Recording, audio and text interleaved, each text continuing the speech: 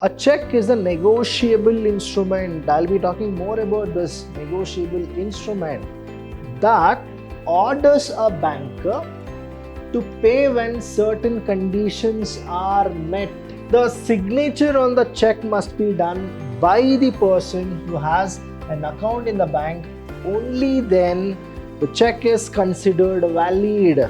Checks must be properly endorsed.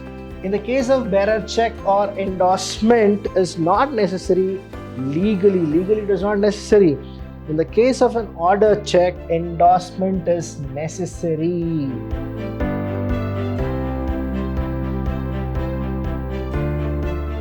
Hello everybody, a warm welcome to one and all. I'm Vidhyaashram from the Department of Commerce and Management in Vidhyaashram First Grade College, the Temple of Excellence. Welcome to all the students. Now here we're going to go with the second chapter, the second unit called as paying banker. So what exactly a paying banker is, who is a paying banker, everything we're going to learn in this unit.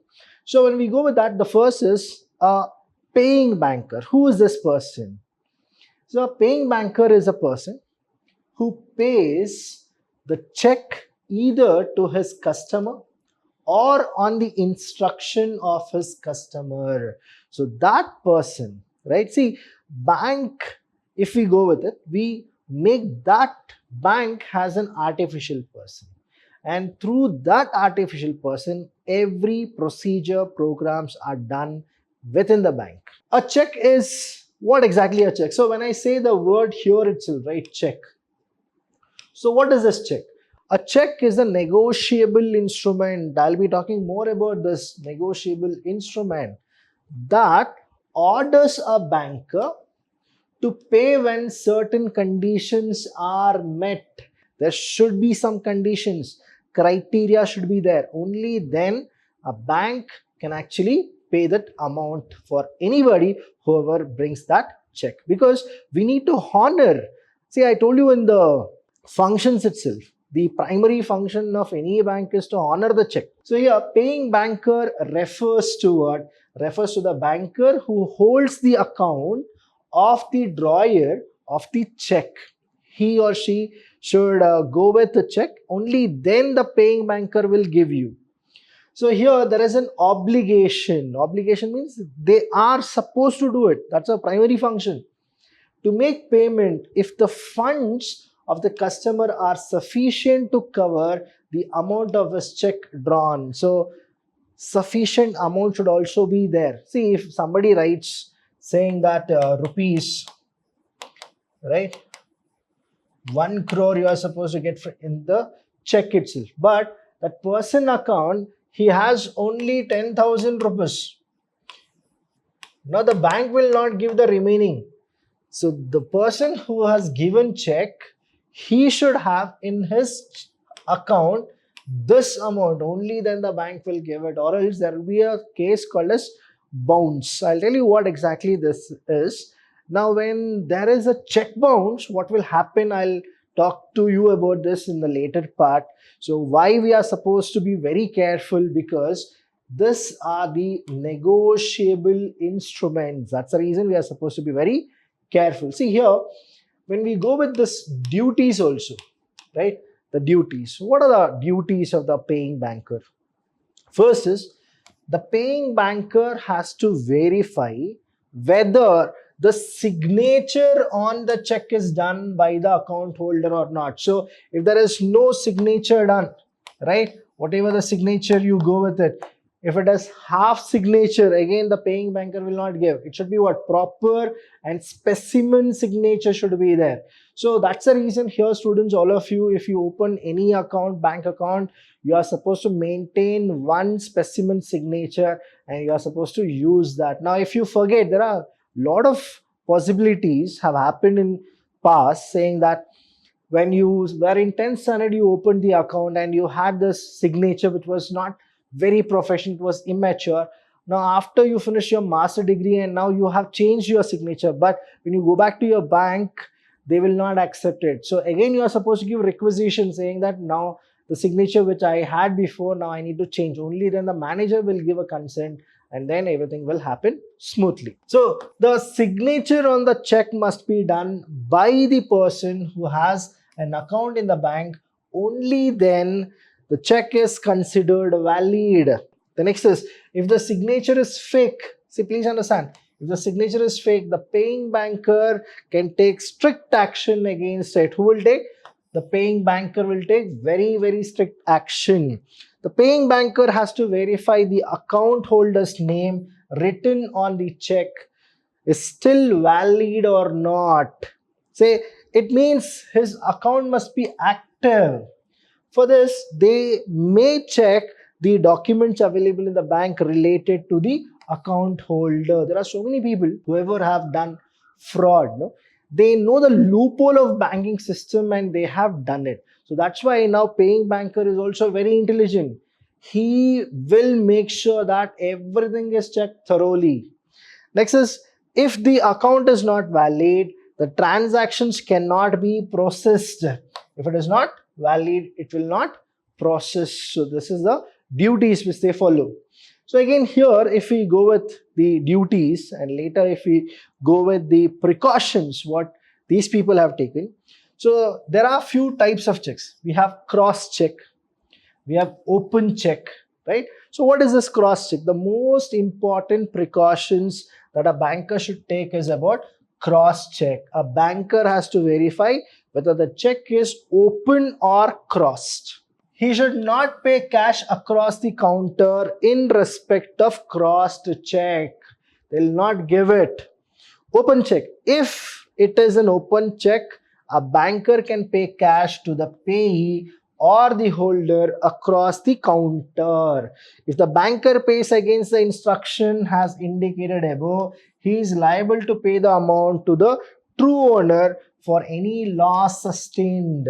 So that is the reason they should be what? Very cautious how exactly to operate it. So the next is proper form, whether the entire form has been prepared properly or not. See here, a banker should see whether the check is in proper form. When I say form, format, that means the check should be in the manner prescribed under the provision of the Negotiable Instrument Act. We have a special called as Negotiable Instrument Act. According to that, it should be there.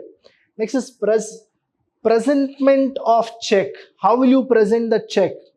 Presentation of check should be in a right format and right place. A banker can honor the check. See here, he will or he can honor the check provided it is presented with that branch of bank where the drawer has an account or another branch if it is multi-city check. Say there are a lot of things which you need to understand. So India has turned into a global format. The reason is LPG, liberalization, privatization and globalization.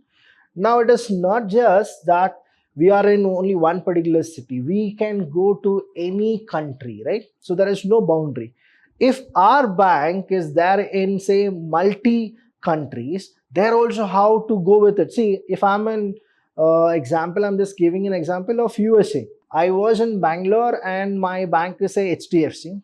And what happens is I got transferred and I'm in USA and HDFC is there in USA. Suppose I'm just giving an example of one of the examples. So for any kind of a check, should I come to Bangalore and only then take it? I can take it where? USA too. That is the allowance the bank has done in these years. Next is date of check. See, this is very important, students. Date of check. On which day the check date is written. The paying banker has to see the date of the check. It must be properly dated. It should not be either post-dated or stale check. If the check carries a future date, it becomes a post-dated check. So be very careful about these things. Next, words and figures. See, words and figures, if the person will write 10,000, you are supposed to get. In the, say, figures he has done. In the words, he has written 10 lakhs. So both will not match. So it is wrong. Right? In the numbers he has written 10,000 rupees. I'll just write it here, rupees. Now here he has written rupees 10 lakhs only. So what happens? Both are what? Not proper. So this check will be what? Cancelled. That's why please be very careful.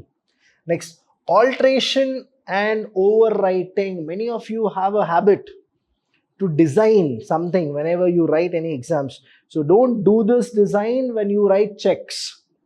So the banker should see whether there is any alternative or alteration or overwriting on check. If there is any alteration, it should be confirmed by drawer by putting his full signature. So that is what it is.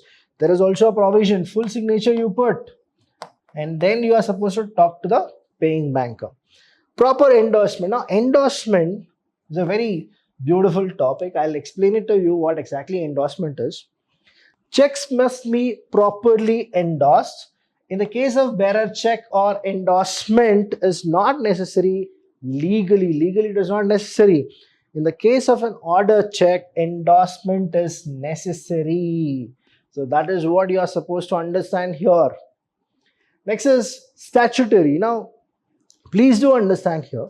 Statutory protection for paying banker. First one, protection regarding the order check. Protection in case of bearer check.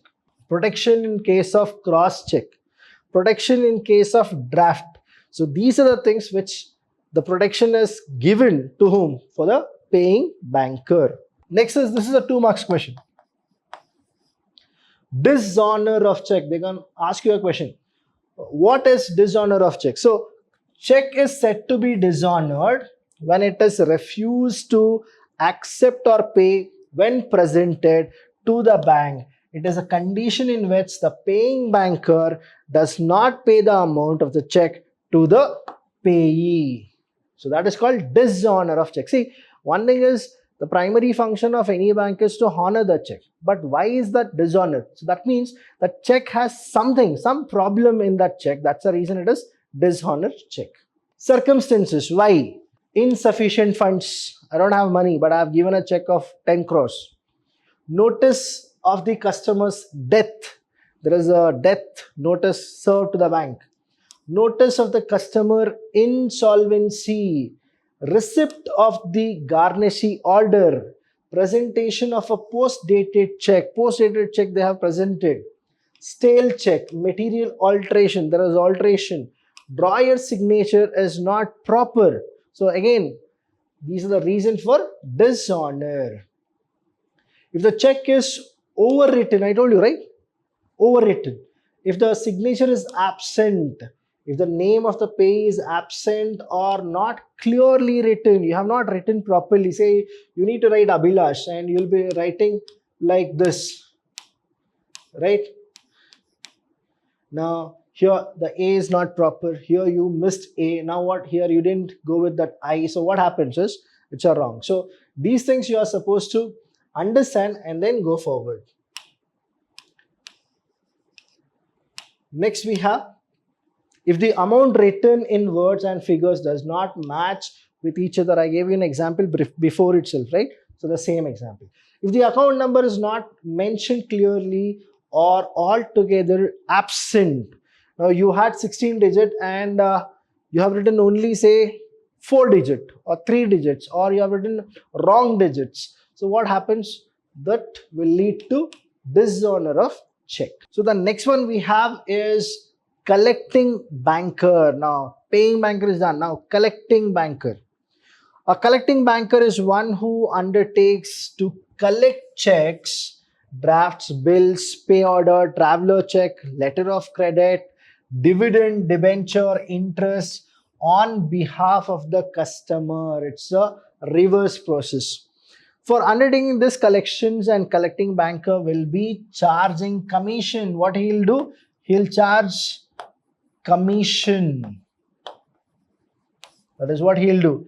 Example, now I've given some example. Now these bankers can be the paying bankers, these bankers can be the collecting bankers, so not a problem about it. Next is duties and responsibility of collecting banker. The first is due care and carefulness in the collection of check. They should collect it properly. Serving notice of dishonor. Any dishonor is there, serve the notice. Agent for collection. They act as an agent. payment of interest to the customer and collection of bills of exchange. So these are the duties what collecting banker will do it. So we have come across what is paying banker. We have also come across what is collecting banker. Any doubt regarding this session, please do call us. We are always there to help you. Thank you so much. I'll see you when I see you. Thank you.